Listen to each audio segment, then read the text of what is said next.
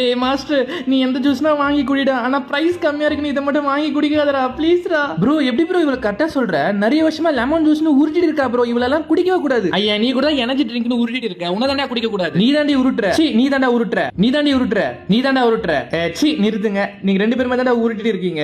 தோ ஜிம்காவை எல்லாரும் லெமன் ஜூஸ்னு வாங்கி குடிச்சிட்டு இருக்காங்க. சரி எவ்வளவு பர்சன்ட் போட்டிருக்காங்க திருப்பி பார்த்தா லெமனியா காணும். அப்புறமா தான் தெரியுது லெமனோட டேஸ்ட் ஃபிளேவர்லாம் லேப்லயே செயற்கையா உருவாக்கி போட்டிருக்காங்க. உன்னை குடிச்ச உடனே ஏப்பம் வரதால நிறைய பேர் டைஜஸ்ட் ஆகுதுன்னு நினைச்சிட்டு இருக்காங்க.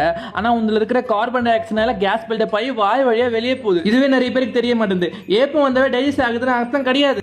அப்புறம் அங்க பாரு வெறும் ½ லிட்டர் ஜிம்கால 12 ஸ்பூன் சுகர் இருக்கு. இது அடிக்கடி குடிச்சா சீக்கிரம் டயபிட்டிஸ் தான் வரும்.